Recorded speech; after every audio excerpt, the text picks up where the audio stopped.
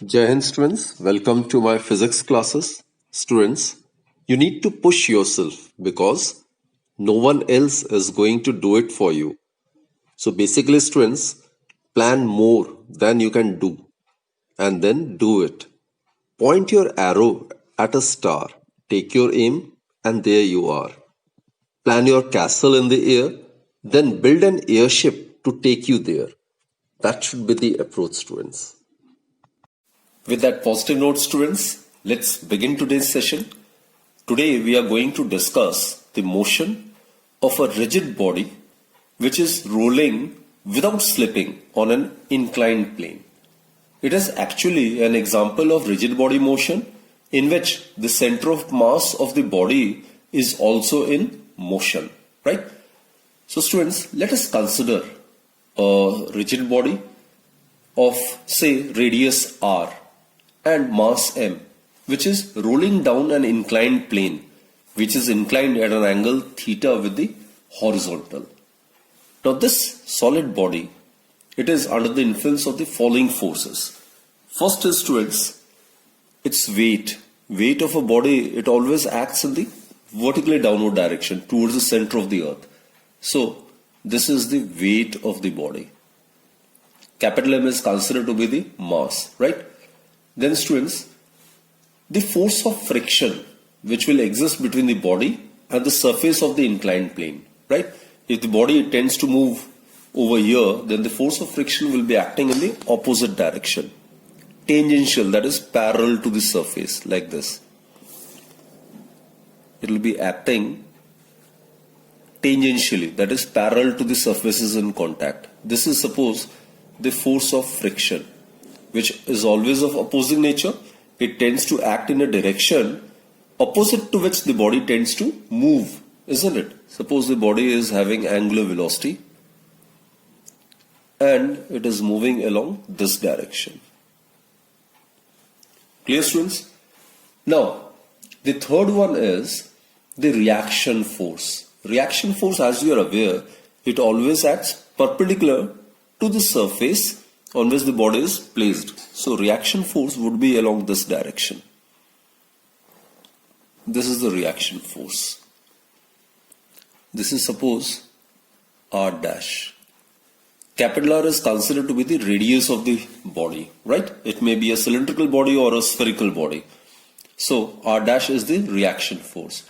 Now what we can do, students, we can resolve this weight into two components. One in a direction opposite to that of the reaction force and the other perpendicular to the reaction force. So resolving mg into two components, we get this component which is opposite to r dash. This angle would be also theta, this we are aware of.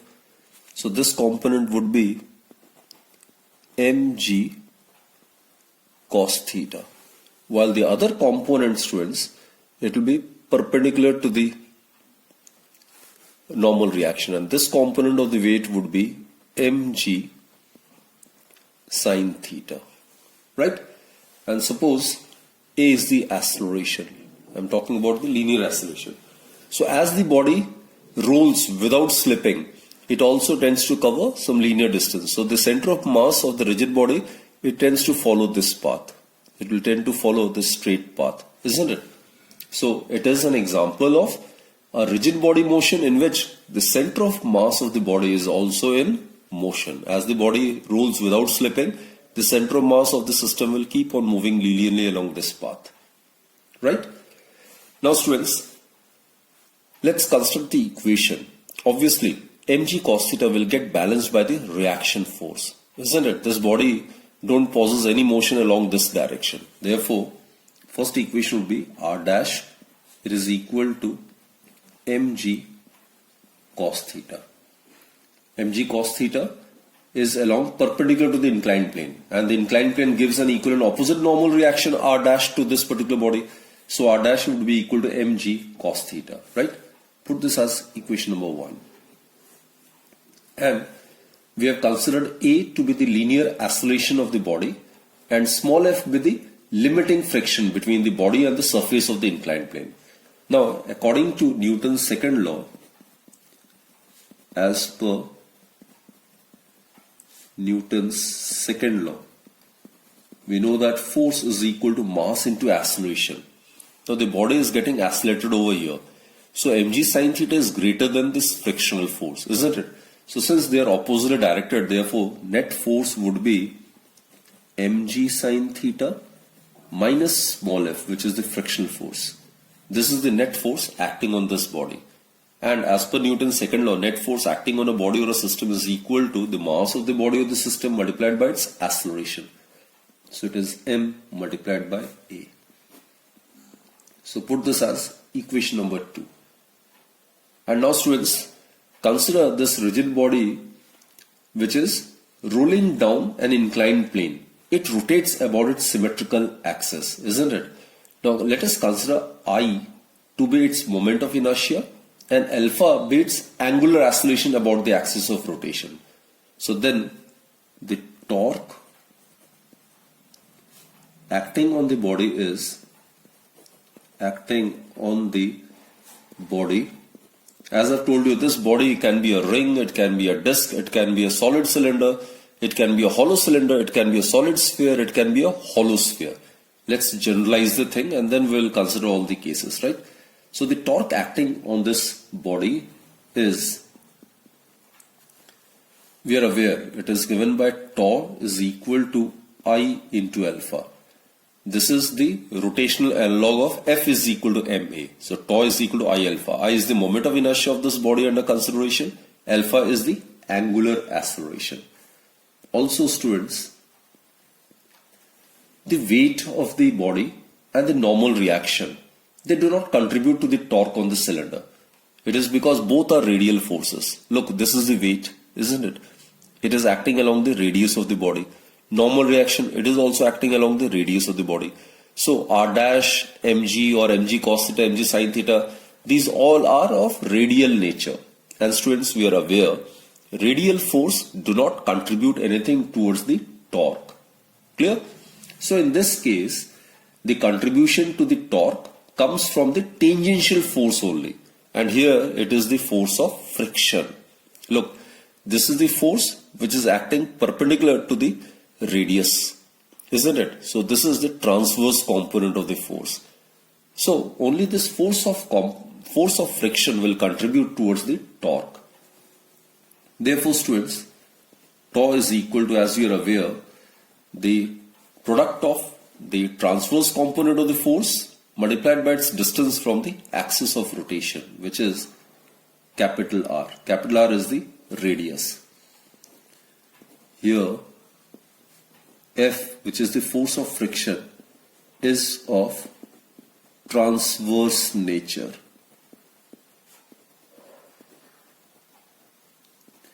And capital R is the radius of the body. I is the moment of inertia, alpha is the angular acceleration. So combining these two students, what we get is Fr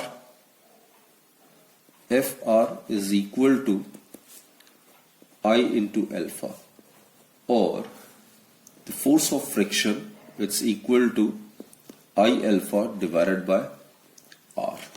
Clear? Or it may be written as I by R, alpha is A by R. We are aware students, the relationship between the linear acceleration and the angular acceleration. Linear acceleration A is given by angular acceleration multiplied by radius. So in place of alpha, we can write A by R. Therefore, the force of friction, it's given by I into, I is the moment of inertia, A is the linear acceleration divided by square of the radius. Put this as equation number 3. Now what to do is students, let's substitute this value of small f over here, right? And let's get the expression for the acceleration of the body. So from 2 and 3 we get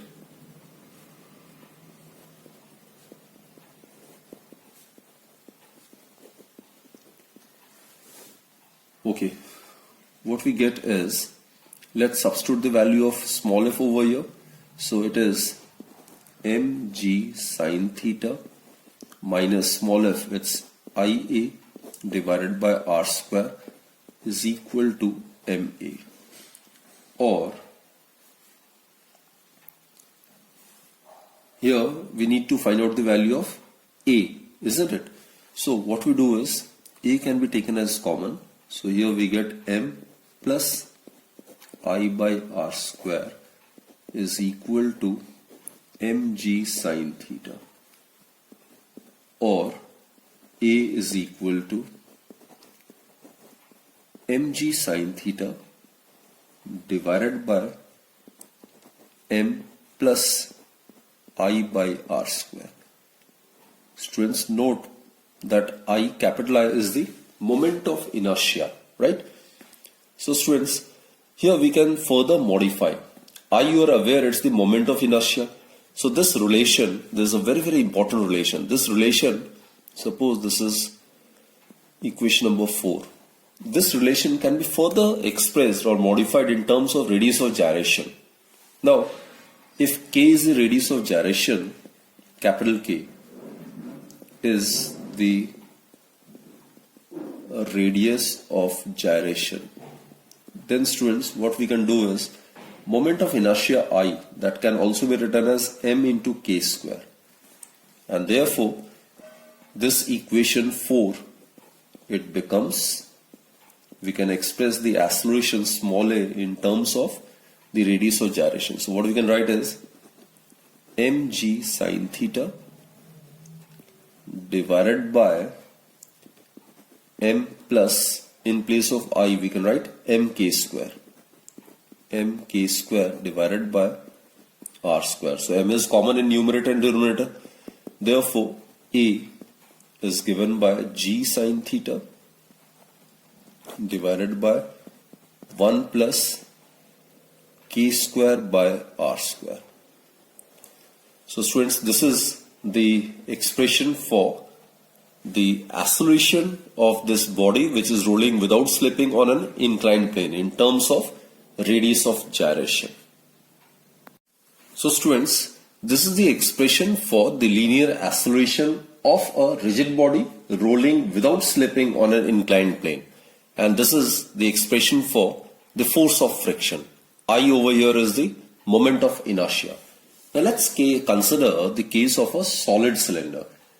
Now we are aware, in the case of a solid cylinder, the moment of inertia of a cylinder about its symmetrical axis, it is half mr square.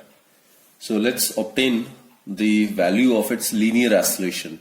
So a would be equal to mg sine theta divided by m plus, in place of I substitute half mr square. So therefore a, it is equal to, m will get cancelled out, so it will be g sine theta divided by 1 plus half. So it will become 3 by 2, and that will give us 2 by 3 g sine theta. So students, in case we consider the case of a solid cylinder rolling without slipping on an inclined plane, then the linear acceleration of the solid cylinder would be 2 by 3 g sine theta, right? Put this as equation number 5. This is the expression for the linear acceleration. Now let's find out the condition for rolling motion of the cylinder. Now in this equation, students, we can substitute the value of I and A, right? And we can easily get the expression for the force of friction. The force of friction is given by,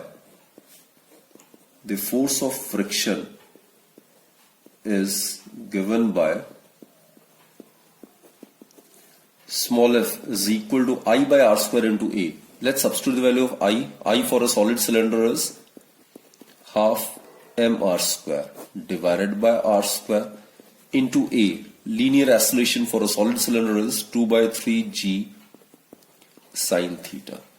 Therefore, the force of friction is 2 get cancelled, we'll be left with 1 by 3 mg sine theta.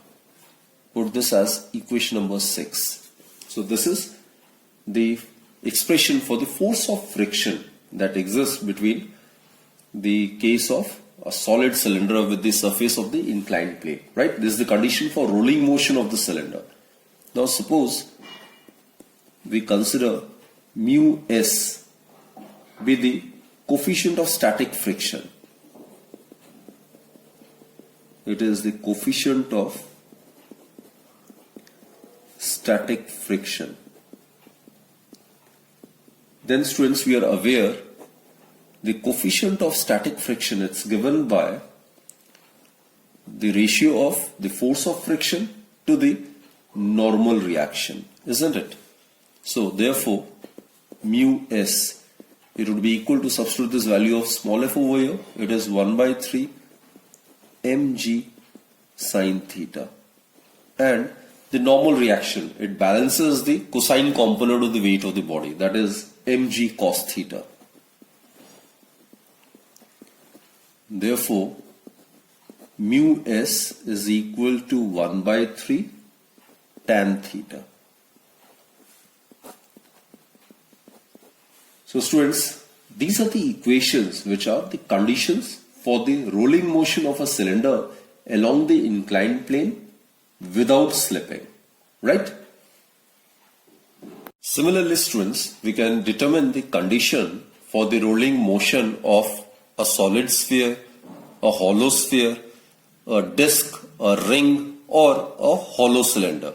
We have to proceed in this similar manner. Simply, we need to substitute the value of I for the considered bodies, right?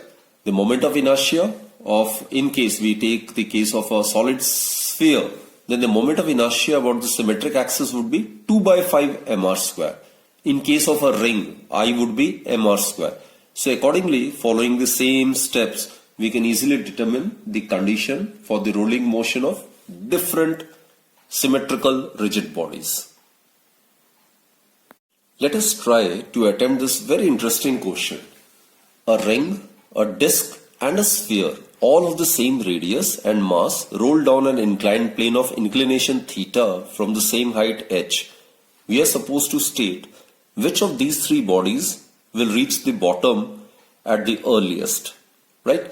So students, we are already aware of the formula for the linear oscillation. The body that possesses maximum oscillation will reach the bottom earliest, isn't it? So let's consider the case of a ring. For ring students, the moment of inertia about the symmetric axis, that is given by I is equal to mr square. So substitute this value of I equals to mr square over here. So what we get is acceleration, linear acceleration for the ring.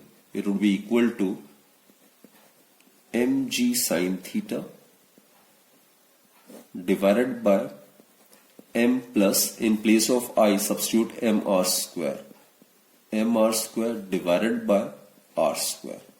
R square get cancelled, and the denominator will have 2m, get cancelled. So acceleration of the ring, it will be equal to half 1 by 2 g sine theta.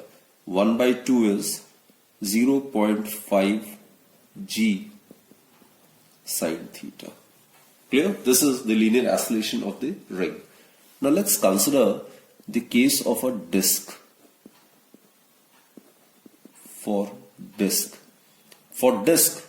the moment of inertia about the symmetric axis is mr square by 2. This you need to remember, right? Therefore, the linear oscillation for the disc would be equal to, again substitute this value of I over here. What we get is mg sine theta divided by m plus I over mr square. In place of I, write mr square divided by 2 divided by r square. So r square get cancelled. So here we'll be left with g sine theta divided by 1 plus 1 by 2. That will give us 3 by 2. So acceleration of the disk will be 2 by 3 of g sine theta. 2 by 3 is, students, 0.67 g sine theta. Right? And in the last case, let's find out the linear acceleration for the case of a sphere, for a solid sphere. For a solid sphere, the moment of inertia about the symmetric axis is 2 by 5 mr square. Therefore, acceleration of a solid sphere, I'm talking about the linear acceleration, it is mg sine theta divided by m plus, in place of I write 2 by 5 mr square divided by r square. So that will give us g sine theta divided by 1 plus 2 by 5. So it will give us 7 by 5. Isn't it? So acceleration of the solid sphere would be equal to 5 by 7. So it will be about 0.7 g sine theta. Now students, let's compare the acceleration of these three bodies. The sphere has got the maximum linear acceleration while the ring has got the minimum linear acceleration. So as the acceleration for the sphere is maximum and for the ring is minimum, therefore the velocity attained by the sphere will be maximum and that attained by the ring would be minimum. So from this it's pretty clear that the sphere will reach the bottom earliest.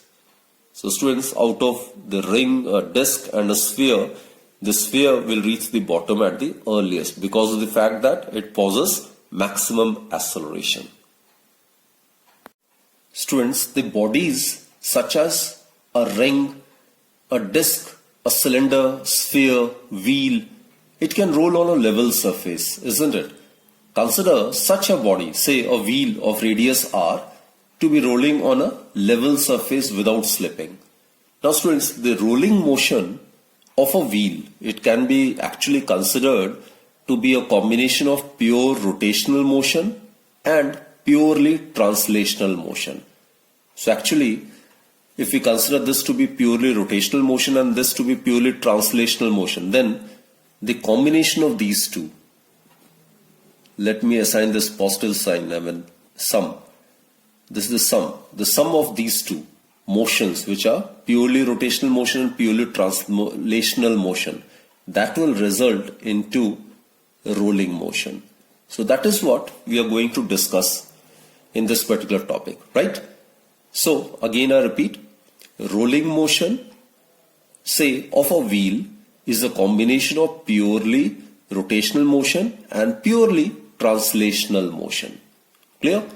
So let's first concentrate on purely rotational motion.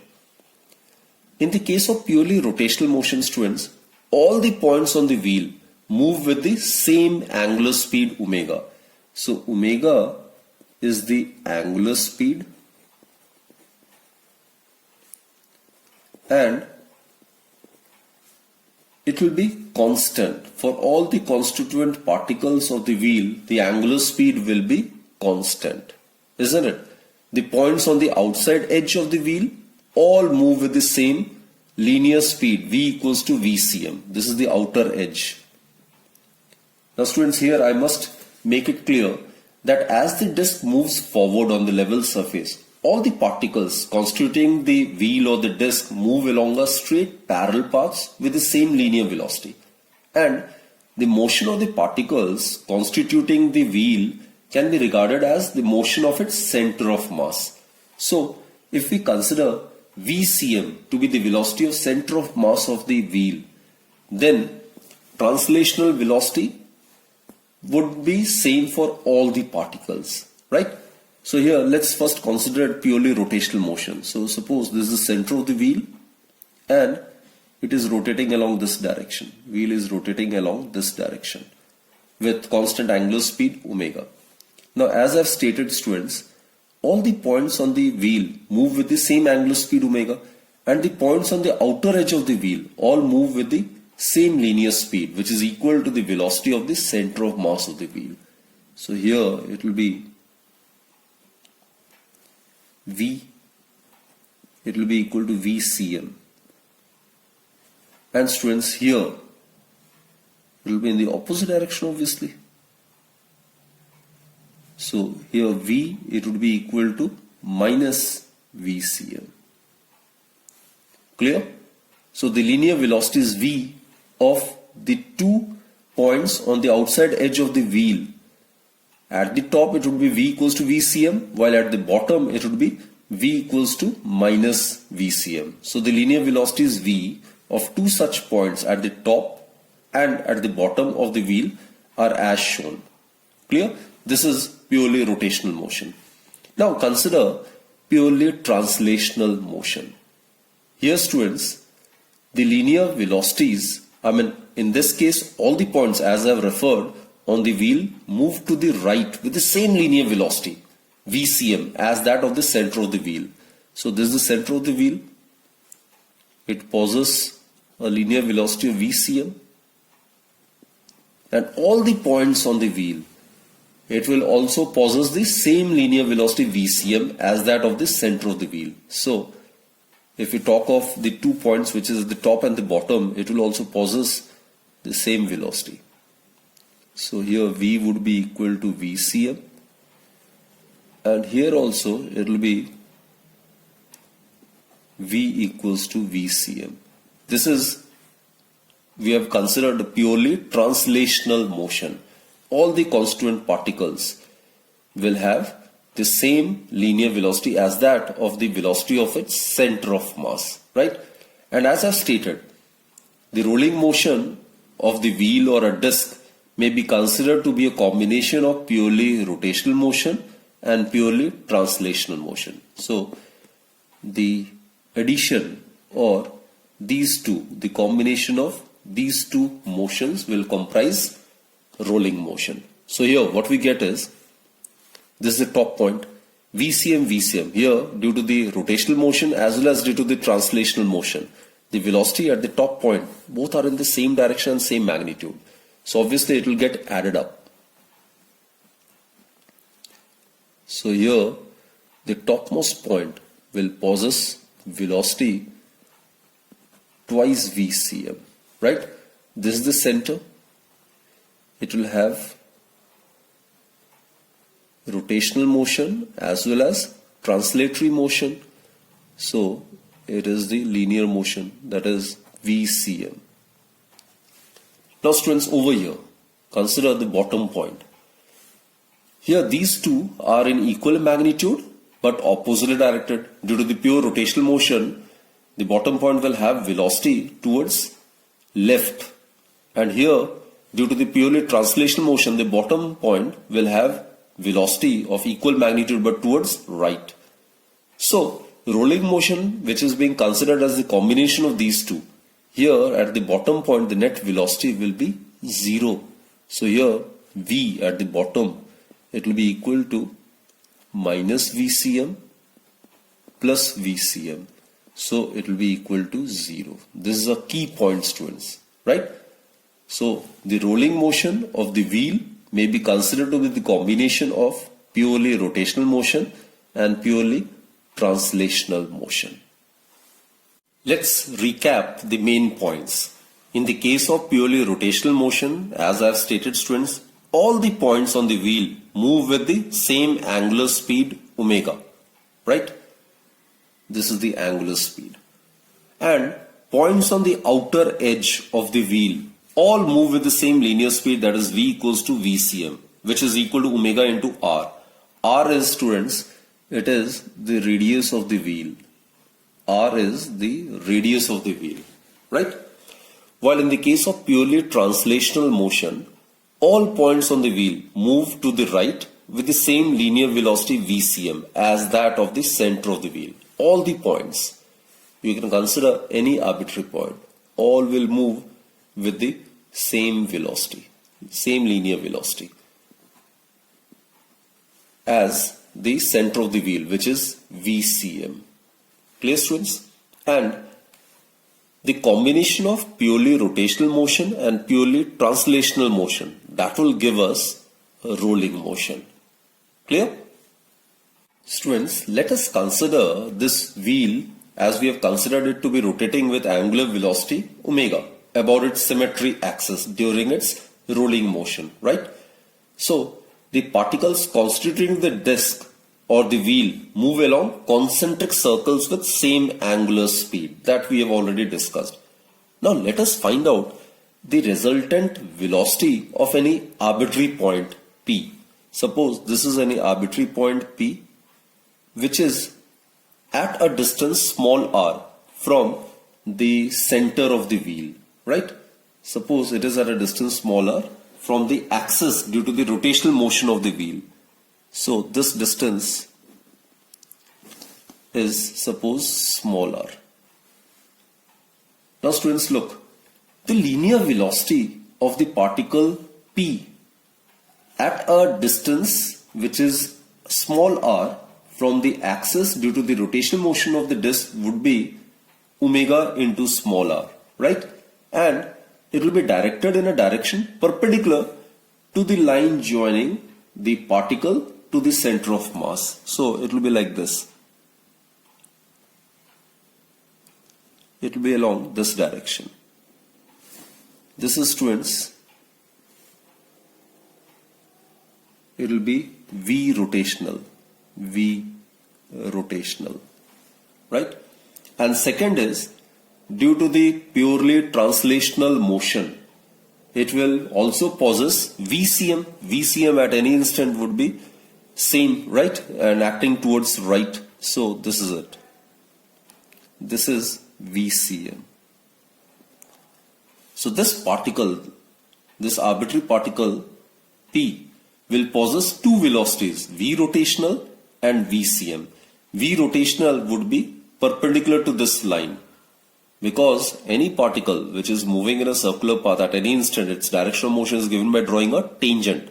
So V rotational is directed perpendicular to the line joining that particle to its center of mass of the wheel, right? And VCM at any point would be same, and it is directed from left towards right. So resultant velocity at this point is the resultant of velocities V rotational and VCM. That we can find by using parallelogram law of vector addition. So this is the parallelogram. So its resultant would be given by the diagonal of the parallelogram. This will give the resultant. So students, here V resultant, it would be given by square root of, in case the angle between V rotational and VCM is considered to be theta, then it will be given by V rotational square plus VCM square plus twice V rotational, VCM, and cosine of the angle between V rotational and VCM, which in this case is considered to be theta, right?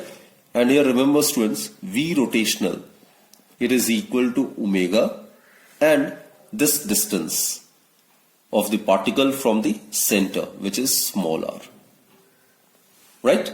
So this is how the resultant velocity of a particle at any arbitrary point can be easily determined. So students, I hope you have understood this very important lecture on rolling motion, and then we have also discussed some interesting numericals before this, isn't it? So let's conclude this particular session, students.